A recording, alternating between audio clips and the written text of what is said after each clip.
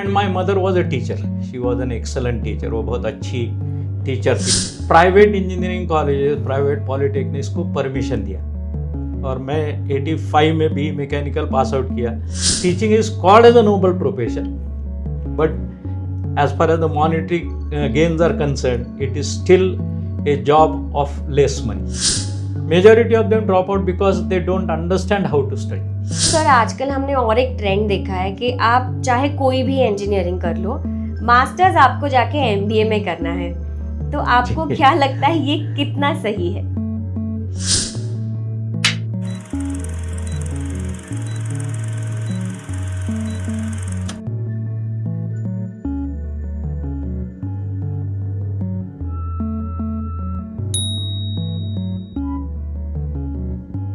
Sir हमने आजकल एक ट्रेंड देखा है कि स्टूडेंट्स चाहे कोई सी भी इंजीनियरिंग करें, बाद में वो कंपल्सरीली एमबीए करते हैं। What do you feel, how much right it is? इसका आंसर देना बहुत तो नहीं, लेकिन थोड़ा डिफिकल्ट है, क्योंकि हर एक आदमी की सोच अलग अलग होती है। लेकिन मेरे ख्याल से बराबर नहीं, क्योंकि जैसे मैंने पहले भी कहा था कि इंजीनियरिंग आप इसलिए कर रहे हो कि आपको कुछ निर्माण करना है और वो बाद में कस्टमर को बेचना है।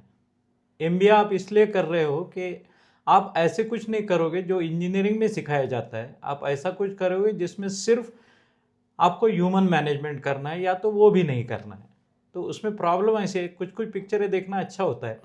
तो 3 इडियट्स का डायलॉग बहुत अच्छा है कि अगर आपका पैशन इंजीनियरिंग में नहीं है, अगर आपका पैशन कहीं और है, तो वो करो और उसके बाद आप एमबीए वगैरह करो। It is master of business administration, if I am not wrong. तो उसमें इंजीनियरिंग की क्या ज़रूरत है?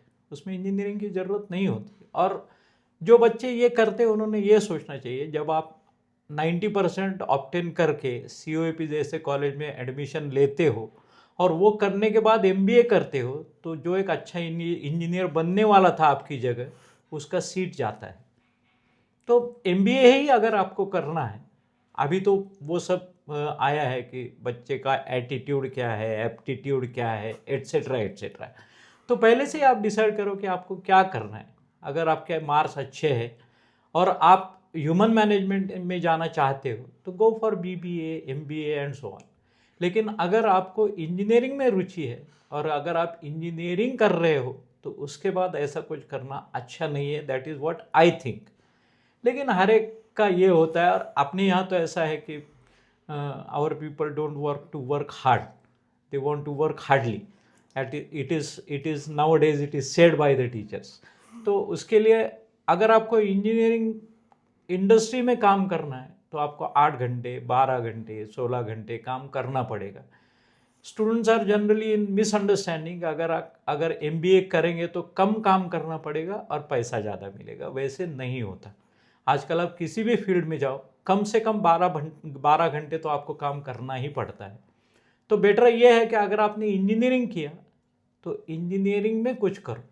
इंजीनियरिंग में कुछ ऑप्शंस ऐसे ढूंढो जहाँ पे आप आपका खुद इंडस्ट्री शुरू कर सकते हो, या स्मॉल स्केल शुरू कर सकते हो, या स्टार्टअप शुरू कर सकते हो, जिसमें आपको दोनों मिलेगा, जिसमें आपको मैन्युफैक्चरिंग भी करने को मिलेगा, जिसमें आपको ह्यूमन मैनेजमेंट भी करने को मिलेगा, लेकिन आपका जो नॉलेज है इंजीनियरिंग का वो वेस्ट नहीं जाएगा। एमबीए के अलावा बच्चे यूपीएससी करते हैं, एमपीएससी करते हैं। तो इंजीनियरिंग करने के बाद वो सब करने का क्या फ़ायदा है? आपका इंजीनियरिंग का जो नॉलेज है वो तो नहीं होगा, उसका कुछ फ़ायदा नहीं होगा समाज को। Ultimately when you gain something, you have to give something back to the society, as it is said. अगर वो आप नहीं कर रहे हो, तो इंजीनियरिंग करने का कुछ फ़ायदा नहीं। आप आपका टाइम वेस्ट कर रहे हो, आपका टाइम बर्बाद कर रहे हो उसमें। क्योंकि बाकी जो एजुकेशन है वो 3 साल में कर सकते हो आप 12th के बाद। अगर आप BA आर्ट्स कर रहे हो, कॉमर्स कर रहे हो, साइंस कर रहे हो, तो 3 साल में आप MBA को जा सकते हो। इंजीनियरिंग 4 साल करना, उसके बाद 3 साल MBA करना, वो भी अच्छे कॉलेज से करना, फिर उसके बाद आउट ऑफ कंट्री जाना, मेरे ख्याल से वो जायज़ नहीं है। सो सर अगर कोई क्लास 10th या 12th के स्टूडेंट को कल इंजीनियरिंग में जाना है, तो ऐसे स्टूडेंट्स ने आज से क्या प्रिपेयर करना स्टार्ट करना चाहिए? उसमें 2 बातें हैं। एक तो आफ्टर 10th आपको इंजीनियरिंग में जाना है, तो डिप्लोमा करके डिग्री में जाना ज़्यादा आसान होता है. It's not because I am a polytechnic teacher, जो मैंने देखा है, जो मैंने एक्सपीरियंस किया है, उसके हिसाब से मैं बोल सकता हूँ.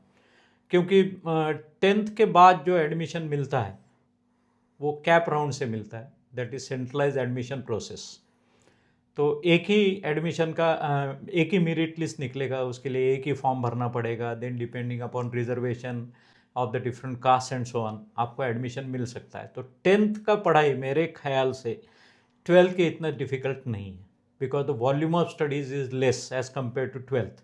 तो अगर आपको इंजीनियरिंग ही करना है, if you are decided to go for engineering, to complete diploma for 3 years and then to go to engineering is easier option, because the time duration is same.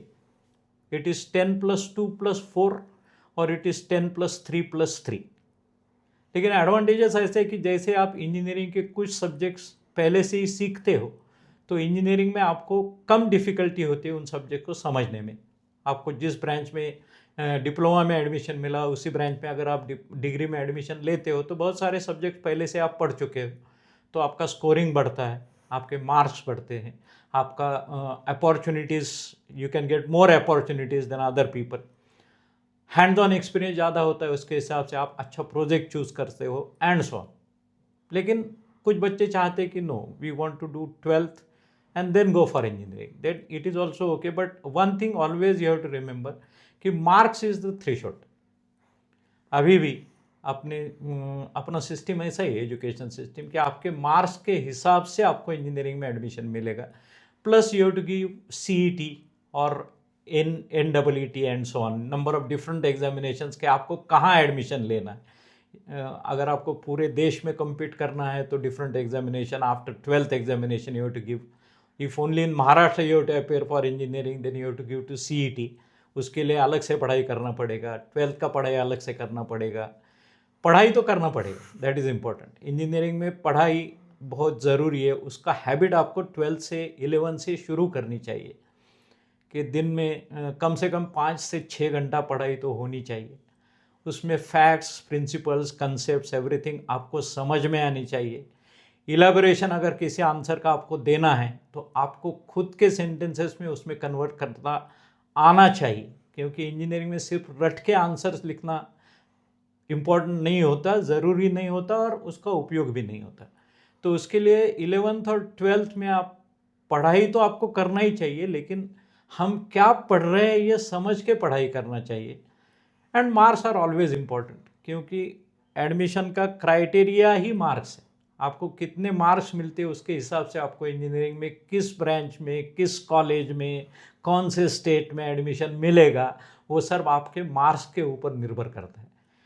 एक बात है कि बहुत सारे इंजीनियरिंग कॉलेजेस हैं, लेकिन अच्छा कॉलेज मिलना, that will depend only on how much percentage of marks you get. और अगर आप अच्छे कॉलेज में जाते हो, अच्छे दोस्त मिलेंगे जो पढ़ाई करते हैं, अच्छे टीचर्स मिलेंगे जो आपको, those who not only work as teachers but also as the mentors, guides, philosophers. तो उसके लिए आपको ये सब डिसाइड करना है कि कौन से कॉलेज में आपको एडमिशन लेना चाहते हो, उसका कट ऑफ कितना है, उसके लिए आपको कितनी पढ़ाई करनी है. उसके लिए सिर्फ क्लास लगाने से पढ़ाई नहीं होती. आजकल वो एक ट्रेंड हो गया है कि अच्छे क्लासेस में जाओ, पहले कॉलेज में जाओ, फिर क्लासेस में जाओ, फिर घर में आके पढ़ाई करो. उससे are losing a part of personality. आप कुछ पर्सनैलिटी का पार्ट आप लॉस कर रहे हो उसमें. तो ऐसे मत करो. आप डिसाइड करो and then accordingly you study. उसके लिए कितना क्वांटम आप अगर ये कर सकते हो कि किसी भी कॉलेज में मुझे इंजीनियरिंग में एडमिशन मिले, I will get maximum marks in final year, और उसके बाद I will get a good job, तो फिर 12वीं में ज़्यादा पढ़ाई करना चाहिए, ऐसा भी नहीं. लेकिन जब से ये है कि your marks decide which college you get, decide which state you get, as much percentage of marks you get, it is better for you to go for engineering. But first you see whether you got aptitude towards engineering or no. That is the most important thing nowadays, because competition बहुत ज़्यादा है, fierce competition. We see that number of students do engineering, but after that they don't get jobs, they are frustrated, their mental state is not good, because initially they had no aptitude towards engineering, and engineering is hard, engineering is not simple. Everybody has to understand that. आप कितना भी ये सोचो कि ये बहुत simple है, मैं उस कॉलेज में जाऊंगा, फिर क्लास लगाऊंगा, फिर ये करूंगा, it's of no use. You should have that aptitude, you should have passion to do engineering, then and then only go to engineering, not because your parents compel you to go. So this gets me to the next question, sir, कि parents का क्या role होना चाहिए जब कोई student अपने लिए career decide कर रहा हो? अभी तो parents are pampering the students, pampering their children. That is what I will say. May not be true every time, लेकिन पेरेंट्स को ऐसे लगता है कि एक बार उसको क्लास लगा दिया, he will study on his own. ऐसे नहीं होता. जब हमारे पास स्टूडेंट आता है तो हम पेरेंट्स को बोलते हैं कि every night you have a dinner together, you ask what has happened in the college, कौन सा पढ़ाई हुआ, क्या हुआ. You may not be engineer, उसके लिए इंजीनियर होना जरूरी नहीं है, लेकिन बच्चा कॉलेज में जाता है, क्या पढ़ता है, क्या करता है. अभी सब जगह it is a trend of continuous assessment. आपका प्रोग्रेस कितना है उसका कंटिन्यूअस असेसमेंट होता है by the teachers, by your mentors, guide philosophers and so on. तो वो पेरेंट्स ने भी करना चाहिए अपने बच्चों के लिए कि एक बार उसको कॉलेज अच्छा दिया, एक बार उसको क्लास लगा दिया तो बाकी सब वो खुद करेगा, ऐसे नहीं होता. तो everyday you should spend some time with your world कि what he is exactly doing, कि वो क्या कर रहा है, कर रही है. क्योंकि आजकल मोबाइल तो बहुत mobile is a very distressing thing. उसमें people think that they get the readymade answers through the various apps in mobile, but it's not so. Teacher का आंसर चेक करने का नज़रिया अलग होता है than what the apps give as answer. This is what the student should understand. Teachers are interested that what students have understood from this answer. They check it from that point of view. Chat GPT पे अगर आप एक आधा question डाल दोगे, वो answer जो देगा वो 3-4 आंसर देगा, उसमें से आप एक चूज करके लिखोगे, लेकिन वो टीचर का नज़रिया है या नहीं ये कौन जान सकता है. तो old question papers the students have to solve, वो पेरेंट्स ने देखना चाहिए कि उसने सॉल्व किए नहीं किए, कितना उसने किया, फिर get it check from the teachers. किसी भी ज़माने में अच्छे टीचर के साथ स्टूडेंट का ताल्लुक होना बहुत ज़रूरी है. नॉट ओनली स्टूडेंट, उसके पेरेंट्स का भी संबंध होना ज़रूरी है, क्योंकि वही उसको गाइड कर सकता है, वही उसको मेंटर कर सकता है आजकल के ज़माने में. तो mobile is not the answer for everything. You have to put in physical efforts, और पेरेंट्स को भी फिजिकल एफर्ट्स डालनी चाहिए. एक बार बच्चे को सब दे दिया तो वो पढ़ाई करेगा, ये नहीं होगा. So they have to be in touch with the student from the studies point of view, which is not the case nowadays. That is what we always feel कि वो बोलते कि आपके पास दिया अभी आप करो. तो ऐसे तो नहीं हो सकता. आपको भी पूछना चाहिए कि क्या कर रहे हो, कितने बुक्स उसने पढ़े, उसमें से उसको क्या समझा. तो पहले वो बुक्स आपको भी पढ़ना चाहिए, कम से कम एक बुक तो आपको पढ़ना चाहिए. सो सर, जैसे आपने कहा कि mechanical engineering is a difficult field. Yes. तो ऑब्वियसली जब स्टूडेंट वो कंप्लीट कर रहा है तो उसको there is going to be mental stress, pressure. So how do you tell them to balance it? That's a good question. हमारे ज़माने में ऐसा मेंटल स्ट्रेस वगैरह नहीं था. कोई हमको पूछता भी नहीं था कि आपको कितना स्ट्रेस आया, उसके लिए आप क्या कर रहे हो. ये अभी का नया फंडा है मेंटल स्ट्रेस वगैरह वगैरह. हमारे ज़माने में तो ऐसा था, once you are entering into engineering you do it by hook और क्रुक, आपको जो भी करना पड़े. फिर भी ठीक है.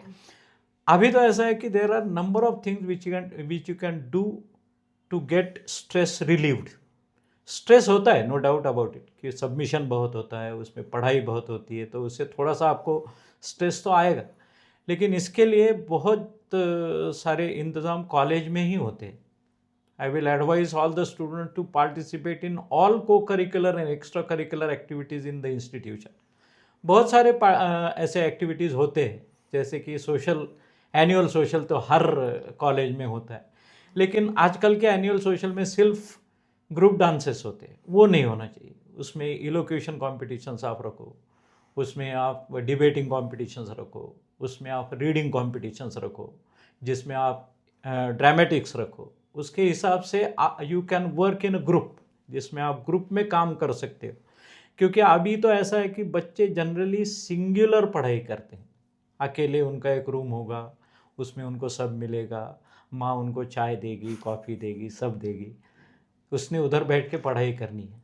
लेकिन जब आप अकेले होते हो तो स्ट्रेस ज़्यादा बढ़ेगा। अगर वो आप कम करना चाहते हो तो ग्रुप स्टडी करो, जैसा मैंने पहले भी बोला था, नहीं तो कॉलेज के सब एक्टिविटीज़ में पार्टिसिपेट करो, जिसमें आपका पर्सनैलिटी भी रिफाइन होगा। उसके बाद आप पढ़ो। It is always said in Marathi, it is said that वाचाल तर वाचाल, like that if you read you will survive. And reading not of engineering books, reading of the other books. Her college library में कुछ ऐसे books रखे हुए होते हैं जो कि इंजीनियरिंग के अलावा होते हैं, वो भी पढ़ने चाहिए। Particularly autobiographies are very important. जब अगर आप अच्छे इंजीनियर्स के ऑटोबायोग्राफीज पढ़ोगी तो आपके समझ में आएगा कि आपका स्ट्रेस इनके रिलेशन में कुछ भी नहीं है। अगर आप अच्छे लोगों के ऑटोबायोग्राफीज पढ़ोगे तो आपके समझ में आएगा कि what they have done, what they have struggled is nothing, I mean you are nothing in front of them. तो अगर ऐसी चीज़ें आप करेंगे, स्पोर्ट्स डेवलप करो। स्पोर्ट्स से बहुत अच्छा, स्पोर्ट्स इज फॉर दैट कि you have to work in team. और इंजीनियरिंग का काम, हर एक इंजीनियर का काम यही होता है कि उसको टीम मेंबर करके काम करना पड़ता है। He should be a excellent team member then a leader. उसको लीडर तो होना ही है, no doubt about that, but apart from that he has to work in the team. तो अगर आप टीम में काम करना चाहते हो, and every university, every technical board has their own sports activities. हर कॉलेज में होता है, हर यूनिवर्सिटी में होता है, हर टेक्निकल बोर्ड में होता है कि number of sports activities are there, उसमें पार्टिसिपेट करो, बुक्स पढ़ो, अच्छा म्यूज़िक पढ़ो। Nowadays there is a subject in all universities, in all technical boards, that is a personality development, and in personality development they teach you how to relieve the stresses. तो उसमें stress booster जो है वो बोला है mobile. Mobile boost your stress. कम से कम यूज़ करो, ऐसा कोई नहीं बोलता है कि मत करो, लेकिन आप दिन में 8 घंटे अगर मोबाइल पे काम कर रहे हो तो when you are going to get time for studies, when you are going to get time for chatting with your friend, chatting with your parents maybe, इसके हिसाब से वो बढ़ता है। तो स्ट्रेस रिलीवर जो है उसमें reading is the first number. तो आप वो अगर पढ़ेंगे तो उससे आपका बहुत फ़ायदा होगा। और that is what we find that the students are lacking, because the parents are also not reading. Parents do not read nowadays. हम तो ओल्ड स्कूल के इंजीनियर्स हैं, तो हम तो माँ के साथ बैठ के पढ़ते थे, भाइयों के साथ बैठ के पढ़ते थे, उस बुक पे चर्चा करते थे। And the thing is that written word gives more impact on the brain than seeing it on the television और on the screen. If you see the news for 10 minutes, you cannot remember what was the first news. But if you read the news, you can remember what was the first news. तो उससे अच्छे books अगर आप पढ़ेंगे तो automatically stress आपका relieve होना ही होना है। अच्छी कविताएं आप पढ़ेंगे तो आपका स्ट्रेस रिलीव होना ही होना है। अच्छा स्पोर्ट अगर आप खेलेंगे तो आपका स्ट्रेस रिलीव होना ही होना है। कितने इंजीनियर्स हैं, जो एक्टर्स हैं, जो क्रिकेटर्स हैं, जो म्यूजिशियंस हैं। Doctor Salil Kulkarni is a doctor by profession, doctor Shriram Lagoo was a doctor by profession, but they are good actors, they are good musicians, so they completed the studies plus all these things because they knew about it. तो stress तो होगा ही, no doubt, because engineering is hard as I said, लेकिन वो relieve करने के लिए बहुत सारी चीज़ें हैं, कॉलेज में ही है, वो अगर आप करेंगे तो आपका बहुत फ़ायदा होगा उसमें। So this gets me to my next question which is, आप भी एक बहुत अच्छे एक्टर हो, सो आपने कब डिस्कवर किया कि theatre was your passion? Tell us about your first performance. I was interested in acting right from the beginning, right from the school days. मैं जब चौथी में था तो उस टाइम 7वीं में था, आई एम सॉरी, उस time inter school state level 1 act play competitions हुआ करती थी। तब हमने एक मराठी प्ले किया था, भटाला दिली ओसरी म्हणून। तो उसमें एक कवि का काम था, वो मैंने किया था। तब से मैं काम कर रहा हूँ। I know how much I can act, I am not a very good actor, but उससे बहुत सारा सुकून मिलता है। तो उससे कॉलेज ऑफ इंजीनियरिंग में जब था तब भी पुरुषोत्तम किया करता था, फिरोदिया करंडक में काम करता था। उसके बाद जैसे मैंने कहा कि भारतीय विद्यापीठ के वजह से मुझे बहुत सारा चांस मिला एक्स्ट्रा करिकुलर काम करने के लिए, क्योंकि तब तो हमारे यहाँ बहुत सारे बड़े बड़े लोग आया करते थे, right from APJ Abdul Kalam साहब to Shahrukh Khan, and for every function I use to compere, मैं कंपेयर के हिसाब से काम करता था। 39 years I use to do it. लोग मुझे बोलते भी थे अगर आप टीचिंग में हो तो क्यों कर रहे हो ये? मैंने बोला ये मेरा पैशन है, तो मुझे अच्छा लगता है, इसलिए I am doing it right from the beginning. और बाद में रोटरी क्लब जब से ज्वाइन किया तब से वन एक्ट प्ले कॉम्पिटिशन्स में काम कर सकता हूँ। उसके बाद अभी भरतनाट्यम में से काम कर सकता हूँ, और it really gives you a mental peace. उसमें जब आप काम करते हो तो it's very good. That's awesome, that's really awesome sir. सो अभी मेरा नेक्स्ट क्वेश्चन ऐसे है कि इंजीनियरिंग में सीखी हुई एक ऐसी स्किल जो आपको थिएटर के लिए यूज़फुल रही हो। सबमिशन देना हो उस दिन देना है, उसके अगले दिन जाओगे तो फाड़ दिया जाएगा, या तो फिर मार्क्स कम मिलेंगे। So it teaches you discipline, punctuality. और अगर आपको नाटक में काम करना है तो जिस टाइम आपको जिस जगह जाना है उस जगह तो जाना ही है, उसके पहले वो पार्ट आप प्ले नहीं कर सकते हो। तो discipline I learned from engineering which I could use in dramatics. Team work I learn from engineering, क्योंकि प्रोजेक्ट होता है लास्ट ईयर में जिसमें 5-6 बच्चों के साथ सभी काम करना पड़ता है। उसके पहले भी इंजीनियरिंग में बहुत ऐसे एक्सपेरिमेंट्स हैं जो आप अकेले नहीं कर सकते, जिसमें आपको 4-5 बच्चों के साथ, 4-5 आपके दोस्तों के साथ वो करनी चाहिए। और नाटक में भी वही है, आपको सामने वाला क्या कह रहा है वो भी अंडरस्टैंड करना है, उसके साथ हार्मनी बना के काम करना है। वो मैंने इंजीनियरिंग से सीखा। So punctuality, team work, time management, के सबमिशन जब भी करना है तभी करना है, not afterwards, not before that. ये सभी, so all 5 questions which I mentioned in the beginning, के which I asked in the dramatics also, कि मेरे को क्या काम करना है, what, how, when, where and why.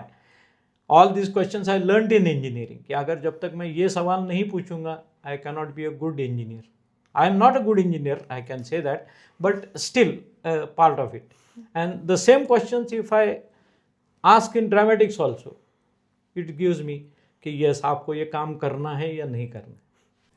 Sir, अभी तक आपने जो सारे पॉइंट्स बताए that was so insightful, but now I am going to be the teacher, because मैं आपसे पूछूंगी 10 रैपिड फायर क्वेश्चंस और आपको उसके आंसर्स एकदम रैपिडली देने हैं। Done? Done. So early morning lectures blessing लगती है या punishment? When I was a student, punishment, now blessing. Students को ज़्यादा डर किससे लगता है, एग्जाम से, वाइवा से या आपसे? हमसे। गब्बर खुश हुआ। आप एक अच्छे टीचर हो या अच्छे एक्टर हो? बाप रे।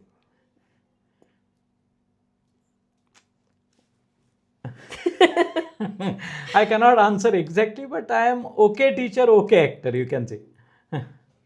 एक ऐसा झूठ जो स्टूडेंट्स हमेशा बोलते हैं? Thank you sir.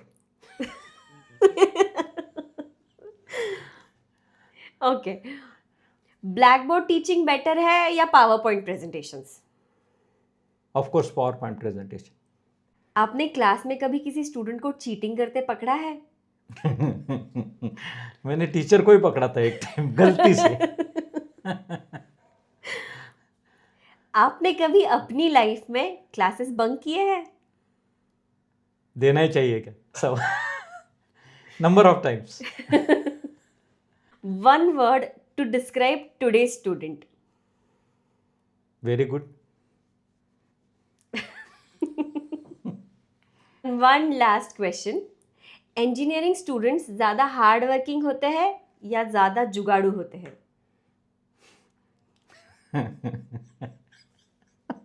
जुगाड़ू ज़्यादा होते। दोस्तों, आज का ये कॉन्वर्सेशन पॉडकास्ट कम और एक एजुकेशनल थेरेपी ज़्यादा थी, प्रोफेसर राजेंद्र उत्तुरकर सर ने हमें इतनी आसानी से बताया कि सक्सेस सिर्फ डिग्री या पोजीशन से नहीं मिलती।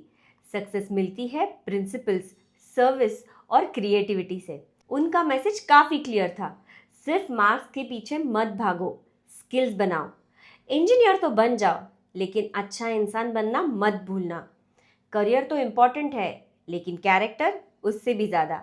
और सबसे इम्पॉर्टेंट चीज़, लर्निंग्स कभी रुकनी नहीं चाहिए, चाहे फिर आप रिटायर हो जाओ या और कुछ। सर, आपने आपकी पूरी लाइफ स्टूडेंट्स को इतने अच्छे से गाइड किया है एंड आई एम श्योर आप आगे भी उन्हें ऐसे ही इंस्पायर करोगे। थैंक यू सो मच, आज आप ब्रेन बोट में आए और आपकी इंस्पिरेशनल जर्नी हमारे साथ शेयर की। थैंक यू, आपका भी शुक्रिया, बहुत बहुत शुक्रिया। तो दोस्तों, आपको अगर आज का पॉडकास्ट अच्छा लगा हो तो चैनल को लाइक, शेयर और सब्सक्राइब ज़रूर करना। एंड हाँ, कमेंट सेक्शन में हमें बताना कि प्रोफेसर राजेंद्र उत्तुरकर सर की कौन सी बात आपको सबसे ज़्यादा अच्छी लगी। मिलते हैं नेक्स्ट एपिसोड में ऐसी ही एक इंस्पिरेशनल स्टोरी के साथ। Till then, dream big, work smart, happy learning.